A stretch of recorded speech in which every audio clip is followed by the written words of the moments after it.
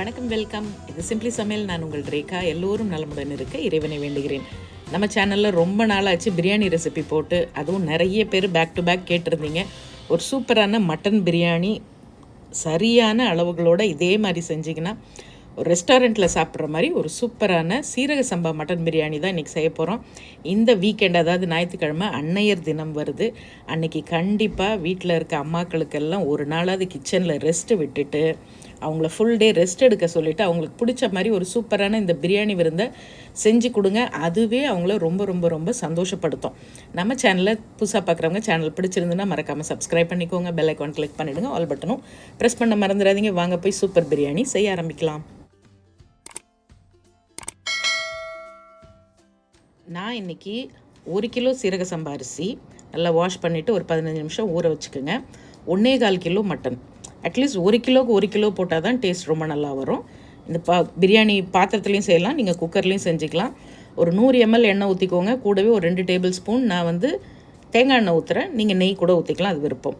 2 சின்ன துண்டு பட்டை, 2 கிராம்பு, 2 ஏலக்காய், 2 பிரியாணி இலை, 2 போடுங்க போதும். அதுக்கு மேலே வேணாம், ஏன்னா நம்மளுடைய பிரியாணி மசாலாவும் நம்ம இதில் யூஸ் பண்ண போகிறோம். அதனால் ஒரு 400 கிராம் பெரிய வெங்காயம் போட்டுக்குங்க. வெங்காயம் நல்லா கோல்டன் ப்ரௌனாக வதங்கி வரட்டும். அதுக்குள்ளே நம்ம மட்டனில் ஒரு 4 டேபிள் ஸ்பூன் தயிர், ஒரு 2 டேபிள் ஸ்பூன் இஞ்சி பூண்டு விழுது, கொஞ்சமாக செந்தூர் மஞ்சத்தூள் சேர்த்து 1/2 டீஸ்பூன் உப்பும் சேர்த்து கலந்து வச்சுக்கோங்க. இப்போ ஒரு மிக்சியில் ஒரு 15லேருந்து 20 சின்ன வெங்காயம், 2 பச்சை மிளகா, ஒரு கைப்பிடி புதினா மல்லி சேர்த்து ஜஸ்ட் ஒரு பல்ஸ் மட்டும் பண்ணிங்க. கொரகொரப்பாக அரைச்சிக்குங்க. உங்கள் வீட்டு சமையல் அதிக சுவையாகவும் சீக்கிரமாகவும் செஞ்சு முடிக்க நீங்கள் எல்லோரும் என்னை ரொம்ப நாளாக கேட்டுட்டு இருந்த என்னுடைய ஸ்பெஷல் செந்தூர் மசாலாஸ் இப்போ உங்களுக்காக தயாராக இருக்குது. தேர்ந்தெடுக்கப்பட்ட முதல் தரமான பொருட்களை கொண்டு ட்ரெடிஷ்னல் கிரைண்டிங் ப்ராசஸில் எங்கள் வீட்டுக்கு நாங்கள் எப்படி அரைப்போமோ அதே மாதிரி உங்களுக்காகவும் நானும் என்னுடைய குழுவும் சேர்ந்து செஞ்சுருக்கோம். அதோட டீட்டெயில்ஸ் எல்லாம் டிஸ்கிரிப்ஷன் பாக்ஸில் கொடுத்துருக்கேன். இப்போ வெங்காயம் நல்லா ப்ரௌனாக வதங்கினதுக்கு அப்புறமா கொஞ்சமாக புதினா கொத்தமல்லி அதுலேயும் சேர்த்துட்டு ஒரு 1.5 டீஸ்பூன் தனி மிளகாய் தூள் அது இதில் சேர்த்துக்குங்க. இப்போ ஊறிட்டு இருக்க மட்டனை அப்படியே ஒரு ப்ரெஷர் குக்கருக்கு மாற்றிட்டு கொஞ்சமாக தண்ணி ஊற்றி ஒரு 3 விசில், ஒரு 3/4 பதம் மட்டன் வேகணும். 3 விசில் விட்டு அதை ஆஃப் பண்ணி வச்சுக்கலாம். இப்போ தனி மிளகாய் தூள் கொஞ்சம் சேர்க்குறேன். அடுத்தது ஒரு பழமான 3 தக்காளி.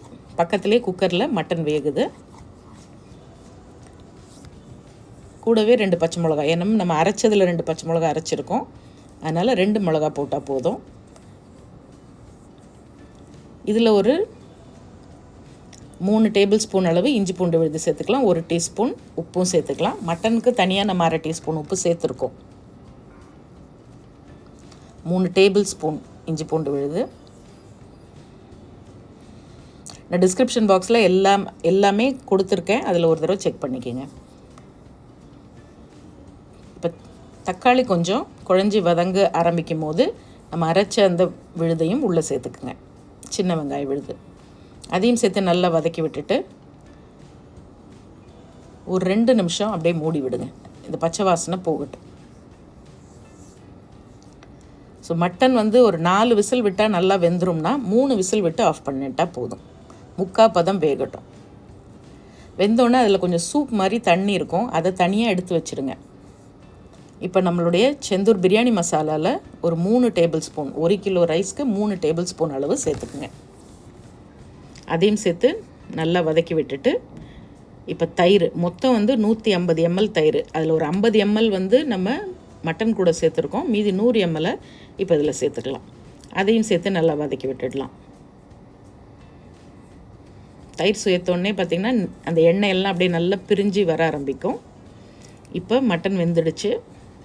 மட்டனில் இருக்க சூப்பை தனியாக வடித்து வச்சுட்டு அந்த மட்டனை எடுத்து அப்படியே இந்த மசாலாவில் போடுங்க. போட்டு இந்த மசாலா கூட நல்லா பெரட்டி விட்டு ஒரு 5 நிமிஷம் அந்த மசாலா கூட மட்டன் வேகட்டும். அப்போ அந்த மசாலாவோட ஃப்ளேவர்லாம் மட்டனில் நல்லா இறங்கிடும். அதுக்கப்புறமா நாம் இன்றைக்கி 1 கிலோ சீரக சம்பா அரிசி ஒரு 15 நிமிஷம் ஊற வச்சுருக்கோம்.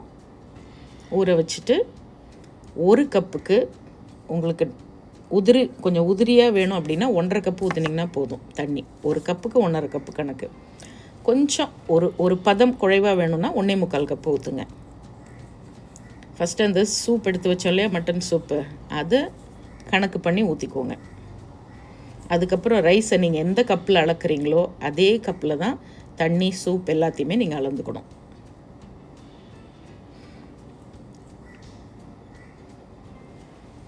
இப்போ நான் பக்கத்துலேயே எப்பயுமே தண்ணி கொதிக்க வச்சுருப்பேன். சூடாக இருக்க தண்ணியை தான் உள்ளே ஊற்றணும். அப்போ நமக்கு வேலையும் சீக்கிரமாயிடும். பச்சை தண்ணியாக ஊற்றுனீங்கன்னா அந்த ஃப்ளேவரும் டேஸ்ட்டும் கொஞ்சம் மாறும். ஒரு எலுமிச்சம்பழம் ஜூஸ் பிழிஞ்சு அதையும் உள்ளே ஊற்றிடுங்க. இப்போ எல்லாத்தையும் நல்லா கலந்து விட்டுட்டு உப்பு கொஞ்சம் சுருக்குன்னு இருக்கணும். அப்படி எடுத்து வாயில் ஊற்றி பார்த்தீங்கன்னா ஒரு கல் உப்பு கூட இருக்க மாதிரி இருக்கணும். அப்போ தான் ரைஸ் போடும்போது அந்த உப்பு கரெக்டாக இருக்கும். இப்போ நல்லா கொதிக்க ஆரம்பித்ததுக்கப்புறம் ஊறின அரிசியை உள்ளே சேர்த்துடுங்க. நல்லா கலந்து விட்டுட்டு ஃபைனலாக ஒரு தடவை செக் பண்ணிக்கோங்க, உப்பு கரெக்டாக இருக்கா, எல்லாம் கரெக்டாக இருக்கான்னு. அவ்வளோதான். ஒரு 5 நிமிஷத்தில் பார்த்தீங்கன்னா தண்ணியை ஃபுல்லாக அரிசி இழுத்து அப்படியே மேலே அரிசி வந்துடும். ஸோ இதுதான் பதம் நமக்கு தம் போடுறதுக்கு. இப்போ அங்கங்கே தண்ணி அப்படியே லைட்டாக இருக்குது பாருங்கள். அரிசி மேலே வந்த உடனே ஃபுல்லாக ஃப்ளேமை சிம்மரில் வச்சுட்டு இந்த மாதிரி ஒரு வாழை எல்லாம் எடுத்துக்குங்க. அதை நல்லா உள்ளே ஃபுல்லாக வச்சு அப்படியே அமுக்கி கவர் பண்ணிவிடுங்க. அப்போ தான் தம் போடும்போது அந்த வேர்வை தண்ணி உள்ளே பிரியாணிக்குள்ளே உள்ளாமல் இருக்கும். அப்படி இல்லைன்னா நல்லா சுத்தமான க்ளீனான ஒரு வெள்ளை துணி அது போட்டுக்குங்க. நான் அந்த மூடி நல்லா டைட்டாக இருக்குது, அது மேலே வச்சுட்டு அந்த கேப் இருக்குது பாருங்கள் பள்ளத்தில், அதில் நல்லா கொதிக்கிற தண்ணி ஊற்றும் போது பார்த்திங்கன்னா மேலேயும் அந்த சூடு இறங்கும். கரெக்டாக 15 நிமிஷம் சிம்மரில் வச்சு ஆஃப் பண்ணிவிட்டு அதுக்கப்புறம் 10 நிமிஷம் கழித்து ஓப்பன் பண்ணி இலை எடுத்துட்டு அப்படியே ரைஸை எல்லா பக்கமும் அப்படி திருப்பி விடுங்க. கம கமன் வாசனையோட சூப்பராக இருக்குது. அப்படியே எல்லா பக்கமும் ஈவனாக நான் இப்போ இது பண்ணி திருப்பி விட்டு பெரட்டி விட்டுட்டு ஒரு 5 நிமிஷம் மறுபடியும் மூடி வச்சுட்டு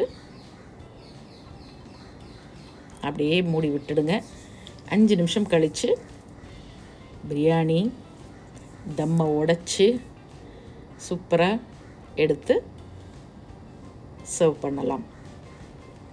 இன்றைக்கி இந்த பிரியாணி கூட நல்லியும் எலும்பும் சேர்த்த நம்மளுடைய செந்தூர் காரைக்குடி மட்டன் குழம்பு தூள் போட்டு மட்டன் குழம்பு, நல்லி குழம்பு, அதுக்கப்புறம் ஆஸ் யூஷுவல் நம்மளுடைய மேஜிக் 65 போட்டு சிக்கன் 65, ரைத்தா, அதாவது வெங்காய பச்சடி, அவிச்ச முட்டை.